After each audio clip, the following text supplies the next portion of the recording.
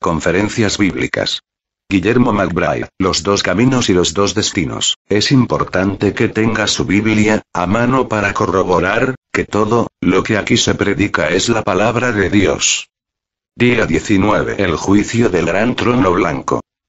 En el pasaje que indicáramos anoche, libro del Apocalipsis, capítulo 20.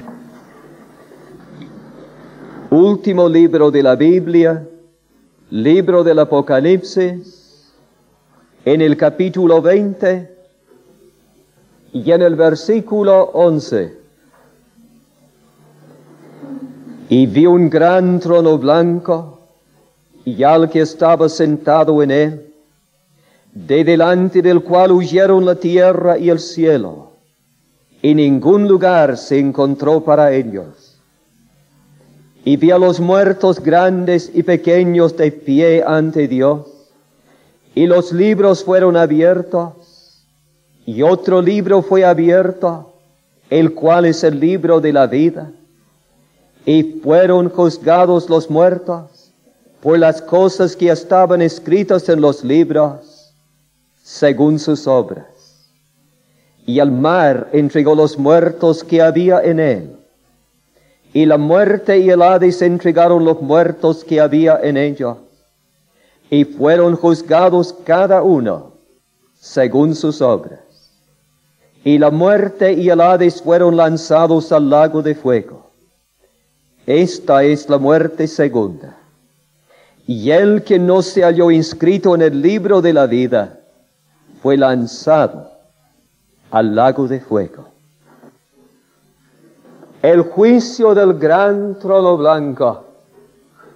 En el capítulo 4 del libro del Apocalipsis, Juan es llevado al cielo y lo primero que él ve es un trono. Y describiendo el trono de Dios dice, y alrededor del trono, un arco iris.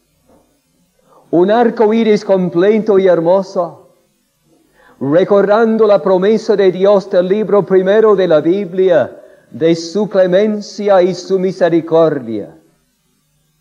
En el capítulo 5 del mismo libro, vuelve a ver el trono, y hay aquí que en medio del trono, rodeado de los ángeles, un cordero en pie, como inmolado.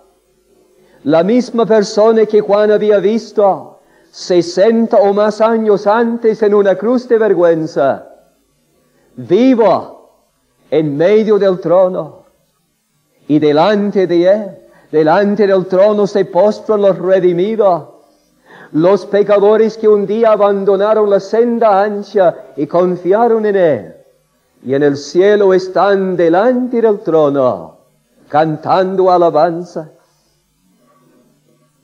Mucho después, vi un gran trono blanco, y no hay ningún arco iris. Aquí no hay misericordia. Aquí no hay canto ni alabanza. Aquí no se ven ni los redimidos ni los ángeles. Vi un gran trono blanco, y al que estaba sentado en él, el juez. Algo de su aspecto solo escribe Juan, delante del cual huyeron la tierra y el cielo. Había descrito al juez ya. Su rostro es como el sol cuando resplandece en su fuerza. Sus ojos son como llama de fuego. Su voz como estruendo de muchas aguas.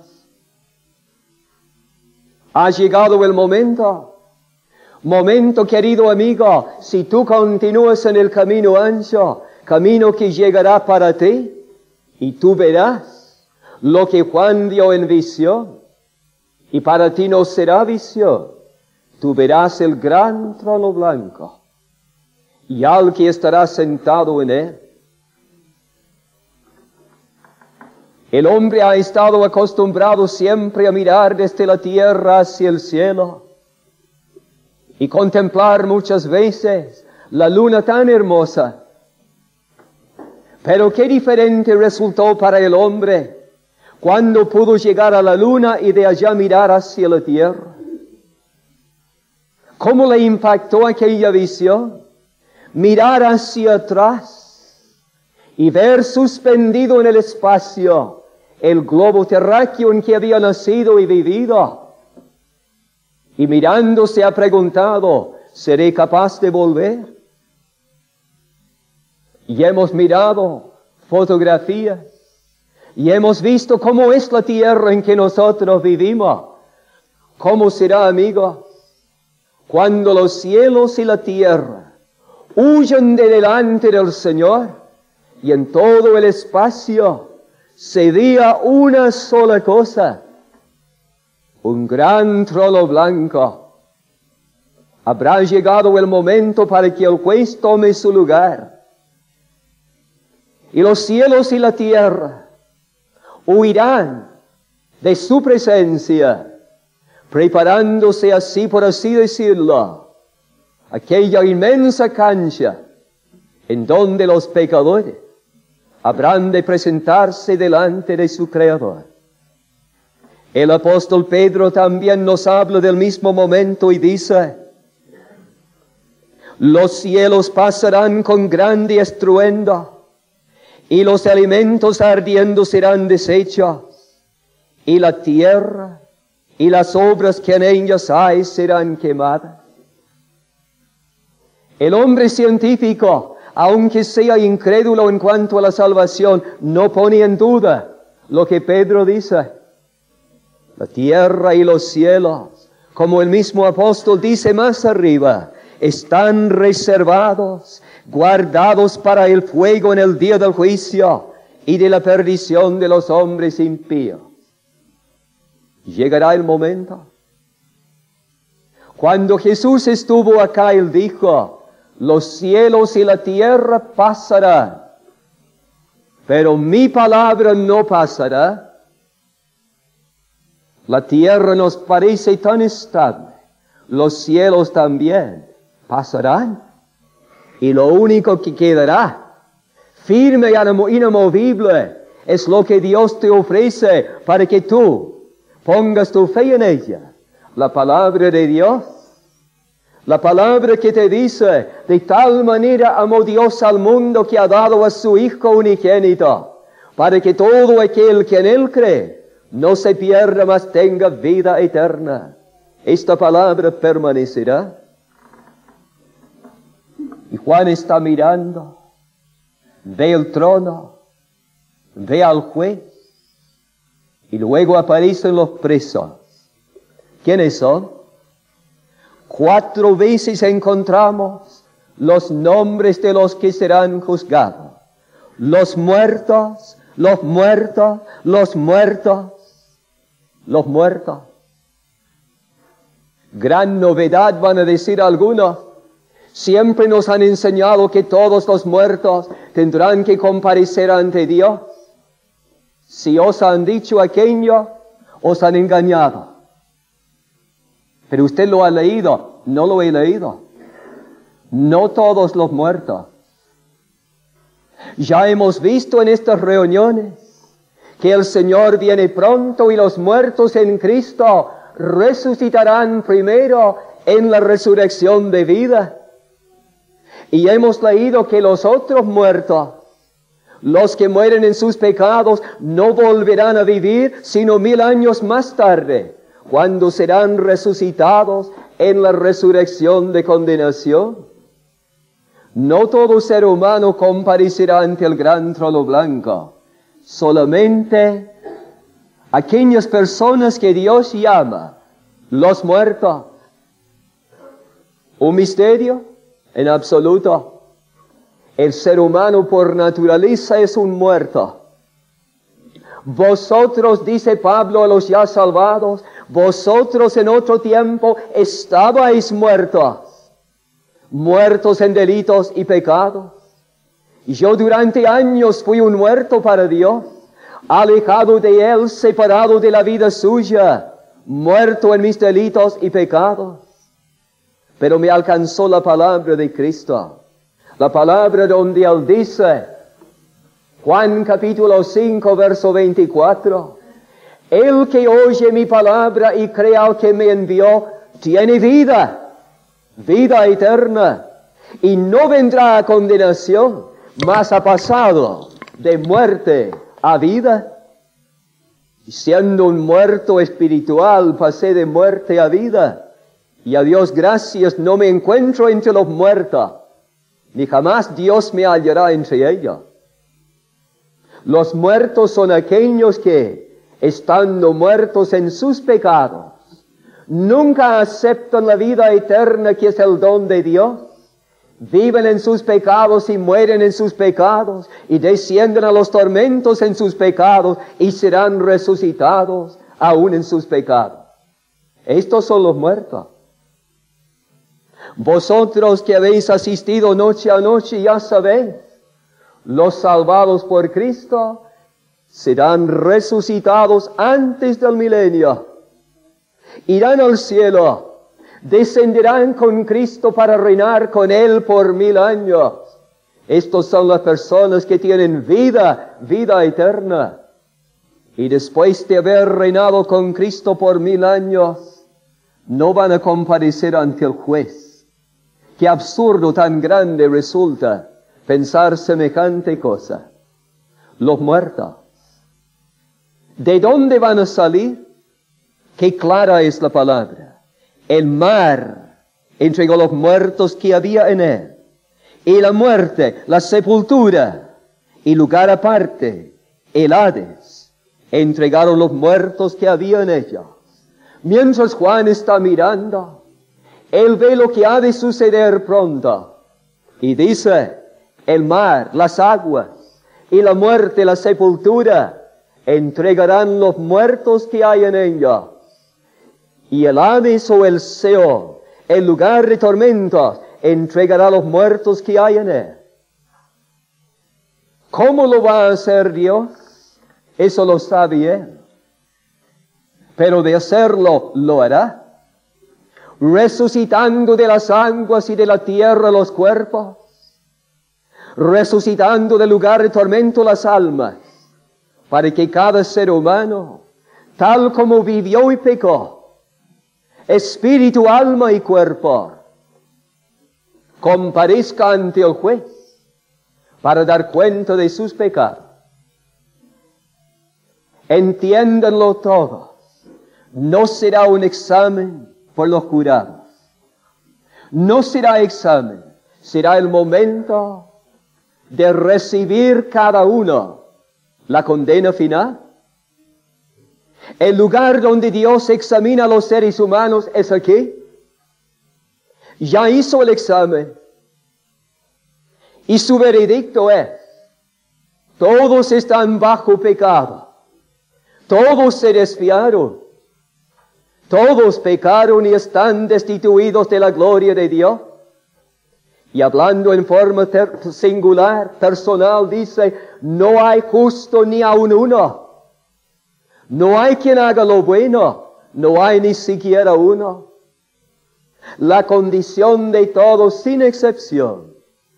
Y luego dio a su Hijo en bien de todos.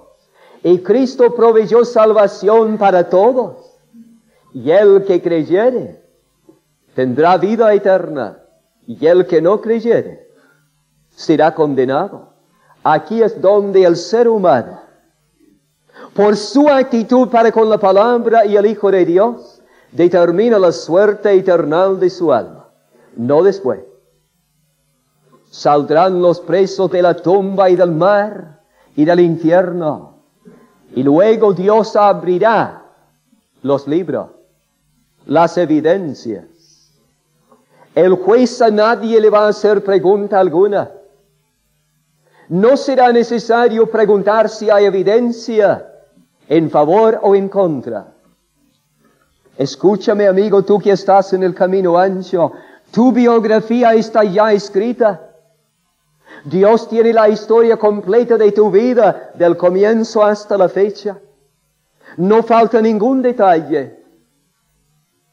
¿Lo pones en duda? ¿Algún día vas a recordar que te dije la verdad y tú lo recibiste con sonrisa? No solamente vi yo la sonrisa, Dios la está viendo. Escucha tú lo que la Biblia dice. Todas las cosas están desnudas y abiertas ante los ojos de aquel a quien tenemos que dar cuenta. Todas las cosas.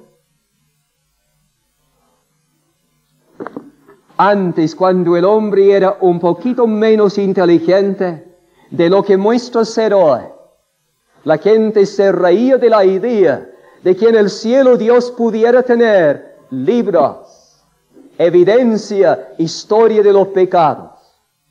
Pero con los microfilm, y en casa tengo una Biblia, como una diapositiva, un poquito más grande de las diapositivas que normalmente ocupamos, y contiene todo lo que está en este libro que está en mis manos.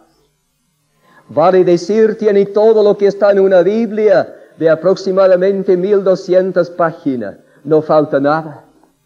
Todo completo. Se puede leer con microscopio. Se puede proyectar. Conversaba días atrás con un joven que trabaja en el gabinete de identificación. Me comprendió perfectamente bien. Es la manera, me dijo, como los bancos y los industriales tienen hoy sus archivos. Con qué facilidad el hombre se comunica con una computadora. Y vienen saliendo las evidencias y el papel va cayendo rápidamente al piso.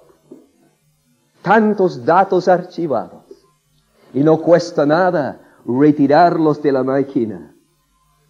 Y este hombre que es tan súper inteligente, ¿no tendrá un Dios, un creador un poco más inteligente?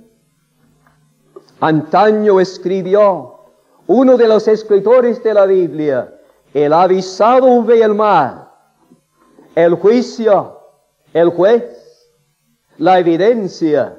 El avisado ve el mal y se esconde, mas los simples, y me pregunto cuántos hay en esta sala, los simples pasan y reciben el daño.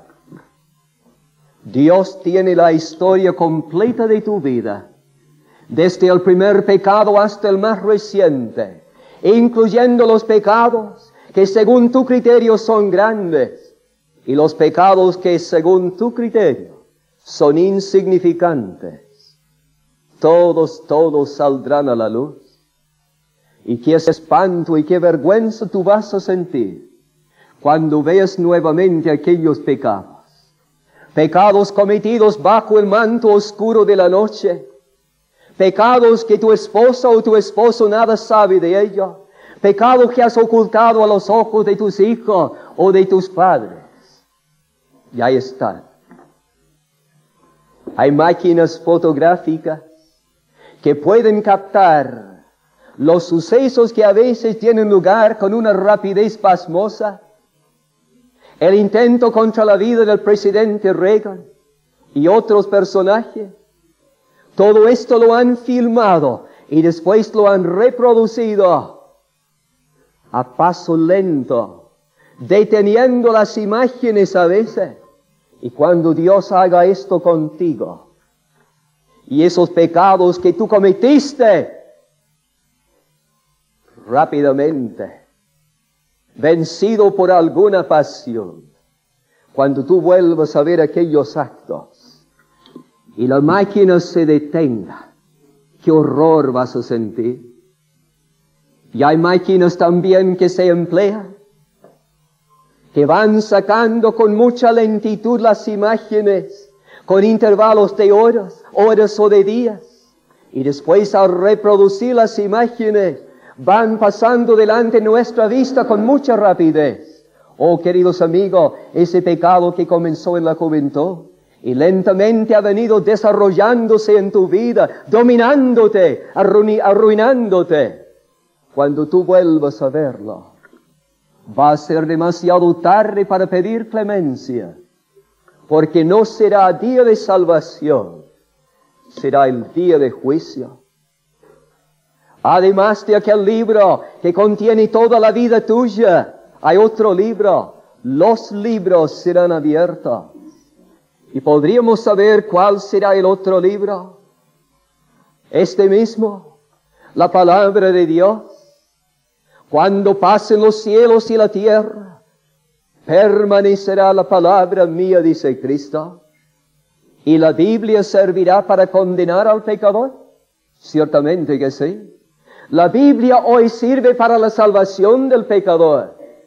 Si el ser humano hace un alto, si escucha la palabra, si obedece a la palabra acudiendo a Cristo, la palabra será para su salvación.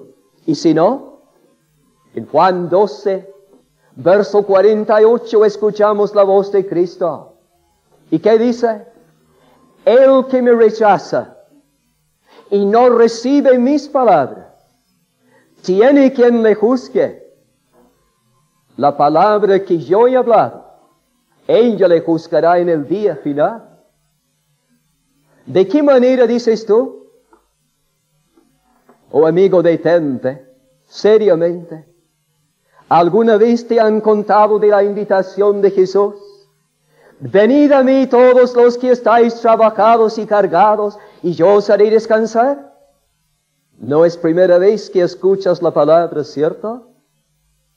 Pero si tú no obedeces al llamado, cuando Él dice venid, tú no vienes, esa palabra atestiguará en tu contra. ¿Alguna vez has escuchado el mensaje, cree en el Señor Jesucristo y serás salvo? Pero no lo has hecho.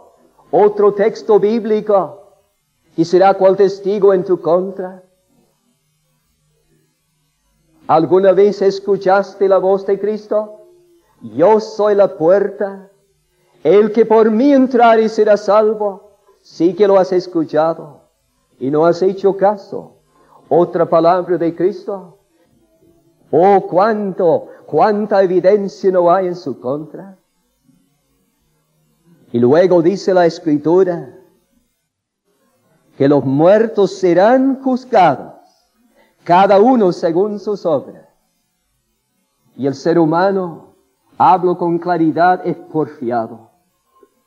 Persiste y dice, pero este caballero, ¿cuándo va a entender que cada uno será juzgado de acuerdo a sus obras? Y está claro que algunos serán salvos y otros perdidos. Momento, amigo. El verbo juzgado tiene un solo significado: condenado. Los muertos serán juzgados, condenados, cada uno de acuerdo a su propia responsabilidad.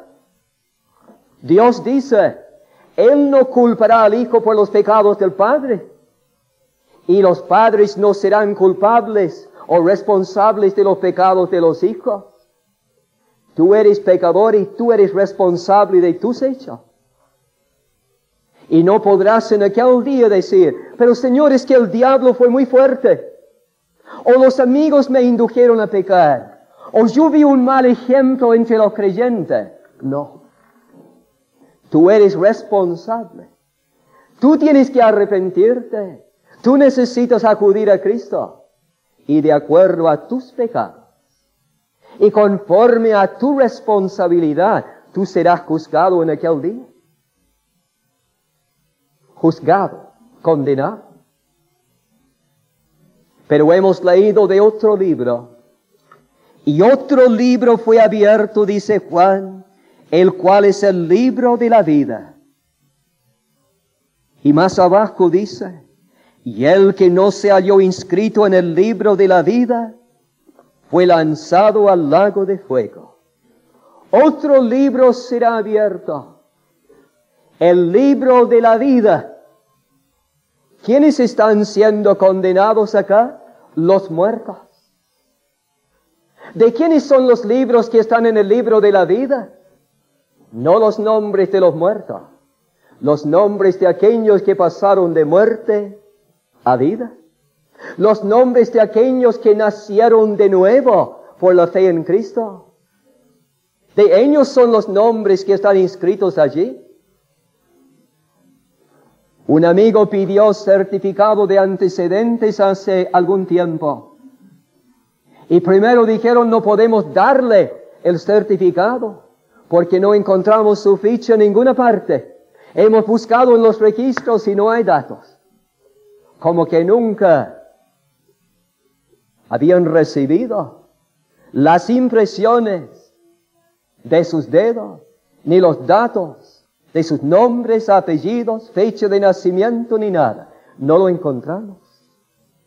Y yo leía en esta tarde en el Antiguo Testamento de los israelitas cuando volvieron de Babilonia a la patria.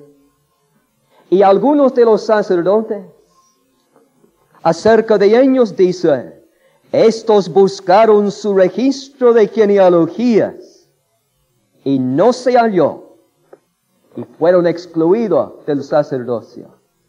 No pudieron comprobar su identidad, los datos más necesarios de su parentesco. Querido amigo, ¿alguna vez naciste de nuevo? Tú estás acá porque un día naciste, pero para llegar al cielo tú tienes que nacer de nuevo. Es terminante el Señor cuando dice, os es necesario nacer de nuevo. Y nacer de nuevo no es bautizarse. Nacer de nuevo no es dejar de ser católico y hacerse evangélico. Nacer de nuevo no es comulgar. Nacer de nuevo es mucho más. Pasar a ser hecho hijo de Dios por la fe en Cristo y en la muerte suya. Recibir de corazón al único Salvador. Dime, ¿está tu nombre en el libro de la vida? Los discípulos del Señor volvieron a Él gozosos un día. Habían limpiado leprosos, habían sanado enfermos, habían lanzado fuera de infelices demonios que antes habitaban en ellos. Y el Señor dijo, gozaos más bien de que vuestros nombres están inscritos en el cielo. Y me es motivo de gozo saber que mi nombre está escrito en el libro de la vida. ¿Y el nombre tuyo? Porque va a llegar el momento para hablar con mucha sencillez, cuando tú delante del trono de Dios, viendo de nuevo tus pecados, recordando la Biblia a la que no hiciste caso, cuando se busque en el libro de la vida, según tus nombres y tu apellido, no está aquí. Su nombre no aparece. Y el que no se halló inscrito en el libro de la vida fue lanzado al lago de fuego. A nadie va a decir Dios, ¿fuiste católico romano? ¿Fuiste protestante? No. ¿Está o no está el nombre? No en el rol de alguna congregación. ¿Está o no está el nombre? Querido amigo, ¿tu nombre acaso está en el libro? ¿Estás seguro? Concede Dios que tú no tengas tranquilidad hasta que tengas la seguridad de que tu nombre está en aquel libro. A veces cuento de una vez que hacían un censo y el oficial del registro civil llegó a una casa de campo, habló con el dueño de casa, a quien encontró muy amable. Señor, dijo, necesito los datos suyos, de su señora, de su familia. Asiento, dijo. Y para ayudarle dijo, creo que este libro puede servir. Una Biblia grande, y tenía página justamente para estos datos. Nombres y apellidos y fecha de nacimiento de cada miembro de la familia, partiendo desde el dueño de casa hasta el hijo menor. Y el caballero comenzó a copiar los datos. Luego llamó al dueño de casa. Me ha sido muy útil la lista, dijo, pero aquí se me produce una pequeña confusión. En la primera línea me parece que son los datos suyos. Veo nombres y apellidos y fecha de nacimiento. Aquí abajo veo los mismos nombres, los mismos apellidos, pero con otra fecha de nacimiento. Tenga la bondad de explicarme esto.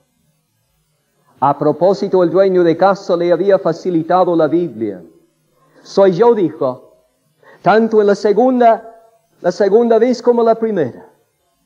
Y le habló de cuando nació en el mundo, pecador, y cuando nació por segunda vez, aceptando como a su Salvador personal a Cristo.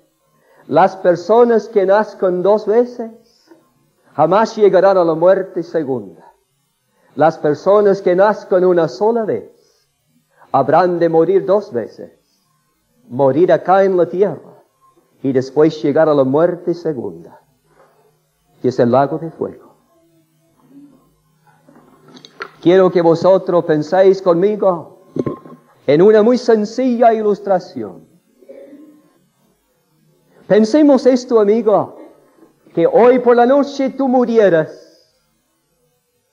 Mañana o pasado tu cuerpo llegaría a la sepultura, pero muriendo en esta noche tú, en esta misma noche tú llegarías al lugar de los tormentos.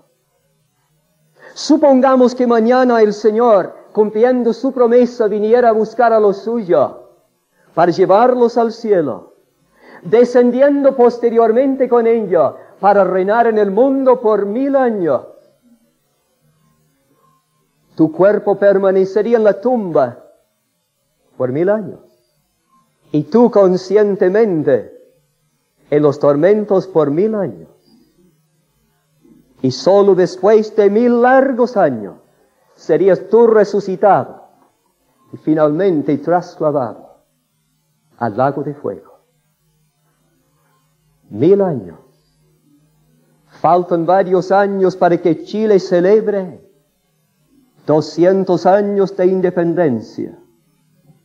Y sin embargo, los tiempos de la colonia, la fecha cuando Chile proclamó su independencia, nos parecen tiempos tan remotos.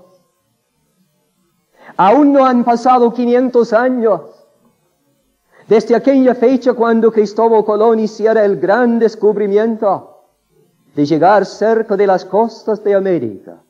500 años. Algo de la historia antigua. 500 años. Y tú vas a pasar por lo menos 1000 años en el lugar de los tormentos. Y esto será solamente el comienzo. Después la eternidad en el lago de fuego. El avisado ve el mal y se esconde. Mas los simples pasan y reciben el daño. Un momento más. En cualquier momento algunos vamos a ser arrebatados hacia arriba, llevados por el Hijo de Dios a la casa del Padre Celestial. Los no salvados, todo lo contrario, serán arrojados, lanzados hacia abajo, al lago de fuego. ¿Cuál será tu suerte? Presento a vosotros las palabras de Cristo frente a Jerusalén. Oh Jerusalén, dijo él, cuántas veces quise juntar tus hijos, como la gallina junta sus polluelos debajo de las alas. Y no quisiste. Y con lágrimas fue a derramar su sangre. Y nosotros con dolor indicamos la puerta y te decimos, pero tú no has querido. Oh amigo, entra por la puerta. Entrégate a Cristo. No te dejes engañar más por el pecado. Oremos.